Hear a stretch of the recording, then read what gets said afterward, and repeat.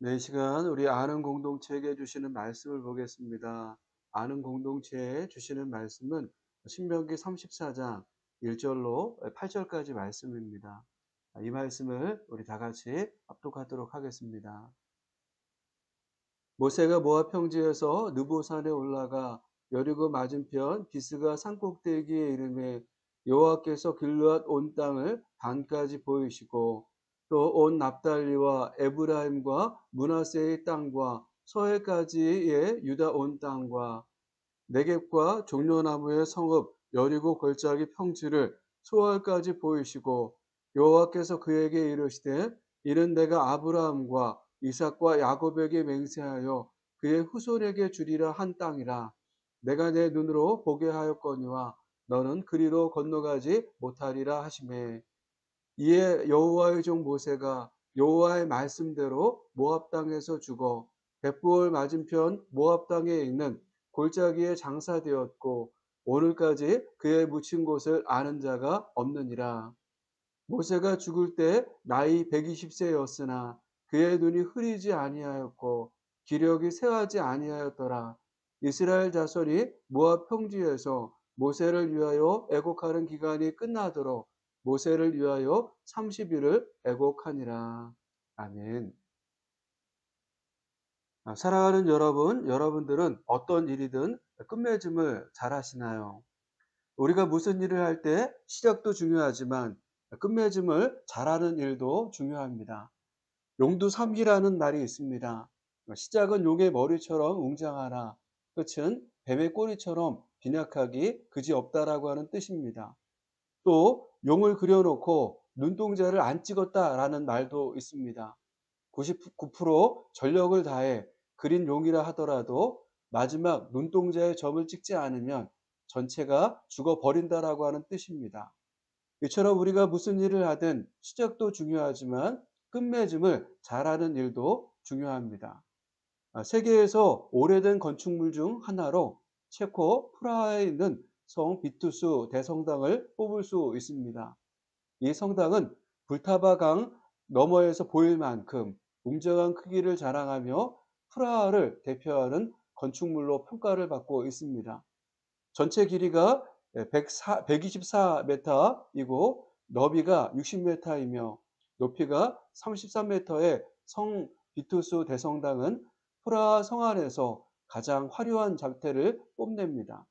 성당 남쪽 탑은 96.5m이고 서쪽 탑은 82m의 높이로 가장 높은 남쪽의 탑은 아파트 32층의 높이를 자랑합니다.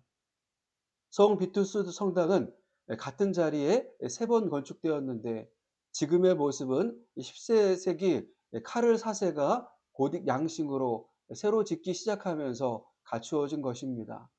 건축 기간을 보면 1344년에 짓기 시작해서 1929년에 완공되었으니 건축 기간만 585년이 걸린 건축물입니다.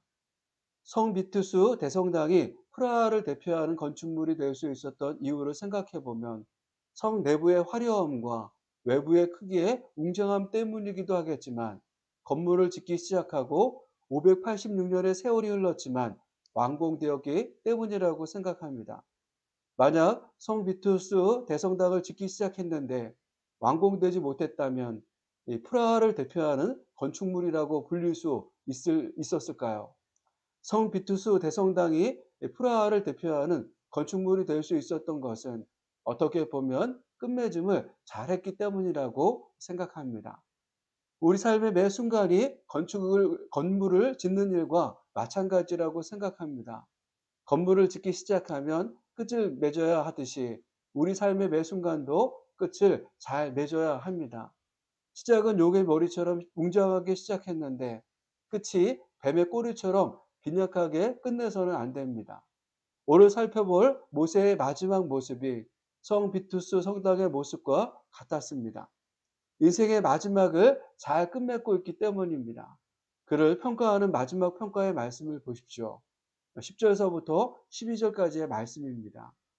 그 후에는 이스라엘에 모세와 같은 선지자가 일어나지 못하였나니 모세는 여호와께서 대면하여 아시던 자요 여호와께서 그를 애굽 땅에서 보내사 바로와 그의 모든 신하와 그의 온 땅의 모든 이적과 기사와 모든 큰 권능과 위엄을 행하게 하심에 온 이스라엘의 목전에서 그것을 행한 자이더라. 이 말씀처럼 모세가 죽은 후 이스라엘에 모세와 같은 선지자가 나오지 않을 만큼 그의 삶은 특별했습니다. 하나님과 대면하여 이야기를 나눴고 그를 통해 하나님은 이적과 기사를 일으키셨습니다. 그렇다면 그의 끝은 화려해야 할 것 같은데 성경의 말씀처럼 그는 묻힌 곳을 아는 자가 없을 정도로 그의 끝은 소박했던 것을 볼 수 있습니다. 그럼에도 성경은 그의 끝을 실패라고 말하지 않고 잘 마무리했다라고 말하고 있습니다. 그를 평가하는 마지막 평가가 그의 삶을 특별했다라고 말하고 있기 때문입니다. 모세는 삶의 끝을 잘 끝맺은 것입니다. 그렇다면 우리도 모세처럼 매 순간 끝맺음을 잘하려면 어떻게 해야 할까요? 첫 번째로 우리는 매 순간 끝맺음을 잘하려면 우리는 하나님의 말씀대로 끝을 맺을 줄 알아야 합니다. 5절 말씀입니다. 이에 여호와의 종 모세가 여호와의 말씀대로 모압 땅에서 죽어. 우리는 지난 시간 모세가 그의 인생 끝자락에서 하나님의 감동으로 이스라엘 백성들을 축복한 말씀을 나눴습니다. 죽음을 앞둔 모세는 하나님이 주시는 감동대로 이스라엘 백성들을 마음껏 축복했습니다. 마치 그들의 조상이 죽음을 앞두고 자녀를 축복하듯 모세는 이스라엘 백성들을 믿음으로 축복했습니다. 모세는 마지막 축복의 순간까지 사람들의 눈치를 보지 않았습니다. 그는 매 순간 하나님의 시선에 집중했습니다. 그래서 축복의 명단에 시므온 지파의 이름이 없었지만 억지로 축복하려고 하지 않았습니다. 이것이 모세의 믿음이었습니다. 이제 모세가 믿음으로 쏘아 올린 축복을 이스라엘 백성들이 어떻게 받을 것인가가 남아 있습니다. 축복하는 일도 중요하지만 더 중요한 일은 복을 받는 일입니다. 이스라엘 백성들이 이 축복을 믿음으로 받으면 이 복은 그들의 삶을 변화시킬 것입니다. 만약 그들이 믿음으로 받지 않으면 그들의 삶에 아무런 변화가 일어나지도 않을 것입니다. 오늘 우리도 마찬가지입니다. 하나님께서 하신 약속의 말씀을 믿음으로 받으면 삶의 변화가 일어납니다. 하지만 믿음으로 받지 않으면 우리 삶에 아무런 변화도 일어나지 않습니다. 따라서 우리에게 이 믿음이 필요합니다. 그런데 이 믿음은 우리 안에서 저절로 생기는 것이 아닙니다. 이 믿음은 하나님께서 선물로 주시는 것입니다. 그래서 사도 바울은 고린도전서 12장에서 성령의 은사를 말하며 믿음을 은사의 하나로 말했던 것입니다. 그렇기에 우리는 이 믿음을 받기 위해 기도해야 합니다. 하나님은 우리의 기도를 들으시고 이 믿음을 선물로 주실 줄 믿습니다. 하나님은 모세의 축복을 다 지켜보신 후 그를 비스가 산꼭대기인 느보산으로 부르셨습니다. 1절 말씀입니다. 모세가 모압 평지에서 느보산에 올라가 여리고 맞은편 비스가 산꼭대기에 이르매 여호와께서 길앗 온 땅을 반까지 보이시고 느보산이나 비스가 산은 모두 사해 북동쪽에 있는 아바림 산맥의 한 봉우리입니다. 우리가 보고 있는 개역 개정 성경에서는 느보산보다 비스가산이 더 높은 산처럼 보이는데 히브리어 원어 성경을 보면 비스가산의 꼭대기가 느보산이라고 되어 있습니다. 따라서 아바림 산맥에 있는 봉우리들 가운데 가장 높은 봉우리가 느보산입니다. 그러므로 모세가 느보산에 올라 비스가산 꼭대기에 이르렀다라고 하는 말은 아바림 산막에 있는 비스가산의 제일 높은 봉우리인 느보산에 올라갔다라고 하는 말입니다. 이처럼 하나님은 모세를 느보산에 오르게 하신 후 제일 먼저 길앗 온 땅을 단까지 보이셨습니다. 하나님께서 보여주신 길앗 온 땅은 요단 동편의 땅, 즉 르우벤, 갓, 므낫세 반지파가 차지한 땅을 말합니다. 그러면서 단까지 보이셨다라고 하셨는데 이 말은 이후 이스라엘이 차지할 가나안 땅의 최북단 경계까지 보여주셨다라고 하는 말입니다. 왜냐하면 가나안 땅을 정복하고 토지를 분배할 때 단 지파는 가나안 땅의 최고 북쪽 지역을 분배받았기 때문입니다. 이 말씀처럼 하나님은 먼저 모세에게 요단 동편의 땅을 보이셨습니다. 그런 후 이후의 말씀을 보면 온 납달리와 에브라임과 므낫세의 땅과 서해까지의 유다 온 땅과 네겝과 종려나무의 성읍 여리고 골짜기 평지를 소알까지 보이셨다라고 했습니다. 그의 시선을 요단 서편으로 돌리셨다라고 하는 말입니다. 여기서 온 납달리와 에브라임과 므낫세의 땅과 서해까지의 유다 온 땅을 보이셨다라고 하는 말은 가나안 땅 중심부를 보여주셨다라고 하는 말이고, 네겝과 종려나무 성읍 여리고 골짜기 평지를 소알까지 보이셨다라고 하는 말은 가나안 남쪽 지역을 그에게 보여주셨다라고 하는 말입니다. 하나님은 가나안 땅 동편과 서편을 보여주신 후 모세에게 다음과 같은 말씀을 하셨습니다. 4절 말씀입니다. 여호와께서 그에게 이르시되 이는 내가 아브라함과 이삭과 야곱에게 맹세하여 그의 후손에게 주리라 한 땅이라. 내가 내 눈으로 보게 하였거니와 너는 그리로 건너가지 못하리라 하시매. 하나님은 모세가 바라보고 있는 땅은 하나님께서 아브라함과 이삭과 야곱에게 맹세하여 그의 후손에게 주리라 한 땅이라고 하셨습니다. 이 말씀은 모세가 그렇게 소망하고 갈망했던 땅을 지금 보고 있다라고 하신 것입니다. 생각해 보십시오. 하나님께서 모세를 통해 이스라엘 백성들을 애굽에서 구원해 약속의 땅으로 인도하겠다라고 하셨을 때 모세가 이 말씀을 듣고 어떠한 생각을 했을까요? 애굽에서 그들을 구원하는 일은 어려울 수 있지만 그들을 애굽에서 구원하기만 하면 약속의 땅 가나안으로 그들을 인도하는 일은 거리가 멀지 않았기 때문에 그래도 할 만하다라고 생각하지 않았을까요? 그런데 실제로 어떻게 되었습니까? 몇 달이면 들어갈 수 있다라고 생각한 땅에 발을 디디고 바라보는데 40년의 세월이 흘렀습니다. 그러니 가나안 땅을 바라보는 모세의 입장에서 약속의 땅에 들어가고 싶은 마음이 얼마나 간절했겠습니까? 하나님은 모세의 이러한 간절한 마음을 모르지 않으셨을 것입니다. 하지만 이미 모세에게 하셨던 말씀처럼 그는 이 땅을 볼 수는 있지만 들어가지는 못한다라고 하셨습니다. 어떻게 보면 모세는 느보산에서 여러 마음이 들었을지도 모릅니다. 그럼에도 이 모세는 하나님의 말씀대로 모압 땅에서 죽었다라고 했습니다. 저는 여기서 중요하게 생각하는 단어가 하나님의 말씀대로라고 하는 단어라고 생각합니다. 우리 삶의 모든 영역에서 하나님 말씀대로 되는 인생이 복된 인생이라고 생각하기 때문입니다. 모세는 삶의 끝자락에서도 하나님 말씀대로 되는 인생의 삶을 살았습니다. 마치 예수님께서 십자가에 달리시기 전 땀이 핏방울이 되도록 간절하게 기도하시면서 내 아버지여 만일 할 만하시거든 이 잔을 내게서 지나가게 하옵소서 기도하신 후 그러나 나의 원대로 마시옵고 아버지의 원대로 하옵소서라고 기도를 마치셨던 것처럼 모세도 나의 원대로 마시옵고 아버지의 원대로 하옵소서라고 고백한 후 삶을 마쳤다라고 생각합니다. 그러면서 성경은 모세의 마지막 모습을 다음과 같이 말씀하고 있습니다. 6절 말씀입니다. 벳부을 맞은편 모압 땅에 있는 골짜기에 장사되었고 오늘까지 그의 묻힌 곳을 아는 자가 없느니라. 모세는 하나님의 말씀대로 죽었습니다. 그리고 그를 장사 지냈는데 벳부을 맞은편 모압 땅에 있는 골짜기에 장사 지냈다라고 했습니다. 여기서 말하는 벳부을 맞은편 모압 땅에 있는 골짜기는 어떤 산골짜기를 말하는 것이 아닙니다.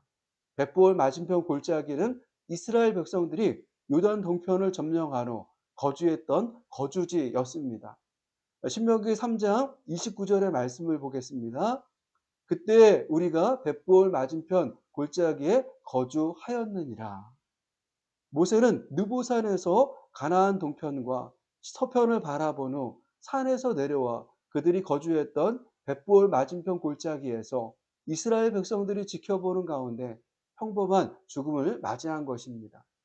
이스라엘에서 장례를 치를 때 특별한 상황이 아니면 시신을 동굴에 안치하는 동굴 매장법으로 장례를 치렀습니다. 성경에 보면 아브라함과 그의 아내 사라, 이삭과 그의 아내 리브가가 막벨라 굴에 시신을 안치하는 동굴 매장법으로 장례를 치렀다라고 했습니다. 따라서 성경에 나와 있지는 않지만 모세도 벳볼 맞은편 골짜기에 어느 굴에 시신을 안치했을 것입니다. 그런데 놀랍게도 이스라엘 백성들은 모세가 어디에 묻혔는지 아는 자가 없다라고 하였습니다. 이것으로 보아 모세의 장례는 30일이라고 하는 애도의 시간을 가졌지만 조촐하게 치러졌다라고 볼 수 있습니다. 모세의 장례가 이렇게 치러진 일도 어떻게 보면 하나님 말씀대로 된 일이라고 생각합니다. 왜냐하면 모세의 죽음을 말하면서 하나님 말씀대로 죽었다라고 말하고 있기 때문입니다.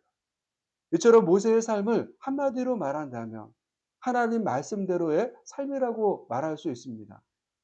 그렇다면 그가 이러한 인생을 살 수 있었던 이유가 어디에 있었을까요? 성경은 그의 믿음 때문이라고 했습니다. 히브리서 11장 24절에서부터 26절까지의 말씀입니다.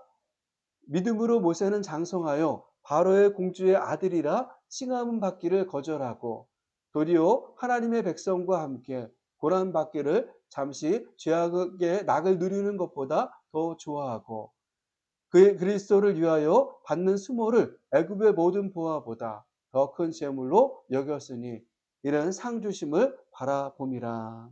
아멘. 이 말씀처럼 모세는 상 주시는 하나님을 바라보는 믿음으로 하나님 말씀대로의 삶을 살 수 있었습니다. 오늘 우리도 마찬가지입니다. 우리 삶의 매 순간 끝맺음을 잘하려면 우리는 하나님 말씀대로 끝을 맺을 수 있어야 합니다. 하나님 말씀대로 끝을 맺으려면 모세가 하나님으로부터 받았던 믿음이 우리에게도 있어야 합니다. 복도 믿음으로 받는 것이지만 하나님 말씀대로의 삶을 살아가는 일도 믿음이 있어야 살 수 있는 것입니다. 사랑하는 여러분, 말씀을 들으면서 이 믿음을 소망하는 마음을 가지게 되셨습니까? 그렇다면 이 믿음을 하나님께 구하십시오. 하나님은 우리의 기도에 신실하게 응답하셔서 모세에게 주신 이 믿음을 우리에게도 주실 줄 믿습니다. 이 믿음으로 우리 인생도 매 순간 하나님 말씀대로 끝맺음을 잘하는 아는 공동체가 되기를 축복합니다. 두 번째로 매 순간 끝맺음을 잘하려면 우리는 하나님의 주권을 인정할 수 있어야 합니다. 우리 7절 말씀을 보겠습니다. 모세가 죽을 때 나이 120세였으나 그의 눈이 흐리지 아니하였고 기력이 쇠하지 아니하였더라. 지금까지 살펴봤던 것처럼 모세는 믿음으로 하나님께서 주실 상을 바라보며 하나님 말씀대로 살고 죽었습니다. 하나님께서 그를 느보산에 오르게 하시고 약속의 땅 전역을 보여주셨을 때 그의 나이는 120세였습니다. 지금이나 그때나 120세는 고령을 넘어서 초고령의 나이입니다. 그럼에도 하나님께서 비스가 산의 가장 높은 봉우리인 느보산에 오르라고 하셨을 때 그는 이 산을 오를 수 있었습니다. 느보산은 해발 700m의 높이의 산입니다. 우리나라 전북 완주에 있는 천등산과 비슷한 높이의 산입니다. 해발 700m 높이의 산을 120세인 모세가 오른 것입니다. 하나님께서 120세인 모세에게 오르라고 하셨기 때문입니다. 하나님께서 우리에게 어떤 일을 하라고 하셨을 때는 그 일을 할 수 있기 때문입니다. 모세가 120세의 나이였지만 그는 700m의 산을 오를 만큼 건강했습니다. 그래서 성경은 그의 눈이 흐리지 아니하였고 기력이 쇠하지 아니하였더라라고 하였습니다. 그렇다면 이스라엘 공동체에 새로운 지도자가 필요했을까요?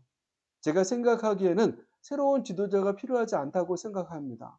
모세가 지금까지 잘했고 이후에도 잘할 수 있었기 때문입니다. 미국의 조 바이든 대통령을 생각해 보십시오. 그는 1942년생으로 우리나라 나이로 83세입니다. 83세의 나이임에도 비행기를 타기 위해 계단을 오르다가 넘어지기도 했고 연설한 후 단에서 내려오다가 넘어지기도 했습니다. 미국 국민이 그의 건강을 염려해 차기 대선 출마를 걱정했을 정도로 83세의 나이임에도 그의 대통령직 수행을 염려했습니다. 그런데 모세를 생각해 보십시오. 그의 나이 120세였지만 그는 여전히 건강했습니다. 가나안 땅에 이스라엘 백성들을 이끌고 들어갈 수 있을 만큼 건강했다라고 하는 말입니다. 그럼에도 하나님께서 너는 여기까지야 라고 하셨을 때 모세는 어떻게 했습니까? 하나님의 말씀대로 모압 땅에서 자신의 생을 마쳤습니다. 생을 마감하면서 그는 발버둥 치지 않았습니다. 조용히 하나님의 부르심을 기다렸습니다. 모세는 이것 또한 하나님의 주권이라고 믿었기 때문입니다. 사도행전 8장에 나오는 빌립 집사님을 생각해 보십시오. 어느 날 주의 사자가 빌립에게 너는 일어나 남쪽으로 내려가라고 말했습니다. 그러면서 더 자세한 지역을 말씀하셨는데 예루살렘에서 가사로 내려가는 길까지 가라고 하셨습니다. 그러면서 이 길이 어떤 길이었는지를 말했는데 그 길은 광야라라고 했습니다. 하나님은 빌립 집사님에게 광야로 가라고 한 것입니다. 그 당시 스데반 집사님이 죽임을 당할 정도로 교회에 큰 박해가 있었고 예루살렘 교회 성도들은 유대와 사마리아 땅으로 모두 흩어졌습니다. 흩어진 그들은 그 지역에서 복음을 전했고 많은 사람이 예수님께 돌아왔습니다. 빌립 집사님은 사마리아 땅으로 갔습니다. 그는 사마리아 땅을 두루 다니며 복음을 전했는데 놀라운 역사가 일어났습니다. 많은 사람에게 붙었던 더러운 귀신들이 크게 소리를 지르며 나가기도 했고 많은 중풍병자와 못 걷는 사람이 걷기도 했습니다. 성경은 이때의 일을 회고하며 그 성에 큰 기쁨이 있더라라고 했습니다. 사마리아 성에 큰 기쁨이 임하는데 빌립 집사님의 헌신과 수고가 있었던 것입니다. 이러한 하나님의 역사를 경험하고 있는 빌립에게 주의 사자가 찾아와서 광야로 가라고 한 것입니다. 만약 다른 도시로 가라고 했다면 그럴 수 있다라고 생각할 수 있습니다. 그런데 아무도 없는 광야로 가라고 말씀했으니 빌립 입장에서 얼마나 놀랐겠습니까? 그럼에도 그는 하나님의 주권을 인정했습니다. 그래서 말씀에 순종해 광야로 간 것입니다. 그런데 아무도 없을 것 같은 광야에 에디오피아 여왕 간다게의 모든 국고를 맡은 관리인 내시를 만난 것입니다. 심지어 그는 이사야의 글을 읽고 있었습니다. 생각해 보면 이것이 모두 우연이었을까요? 아닙니다. 하나님의 주권을 인정하고 순종한 빌립에게 하나님께서 에디오피아 내시를 만나게 하신 것입니다. 이 만남을 시작으로 빌립은 에디오피아 내시에게 이사야의 글에 나오는 분이 예수님이라고 하는 사실을 전했고 그는 이 말씀을 듣고 그 자리에서 세례를 받았습니다. 이후 에디오피아에 어떠한 일이 일어났을까요? 현재 에디오피아의 인구는 1억 2,538만 명으로 세계 11위입니다. 이들 중 에디오피아 정교회의 신앙을 가진 자들이 43.5%로 5천만 명이나 됩니다. 인구의 절반 가까이가 예수님을 믿는 나라가 된 것입니다.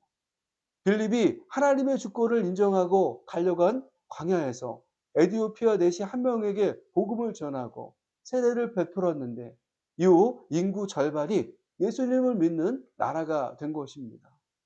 사랑하는 여러분, 모세가 120세의 나이임에도 그의 눈이 흐리지 않았고 그의 기력이 쇠하지 않을 정도로 건강했지만 너는 여기까지야 라는 주님의 음성에 순종했습니다.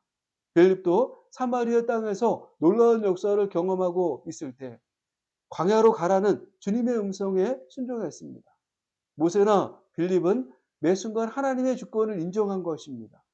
모세는 하나님의 주권을 인정함으로 그의 삶의 끝을 잘 마무리할 수 있었고 빌립은 에디오피아에 복음을 전하는 통로로 받은 것입니다. 오늘 우리도 마찬가지입니다.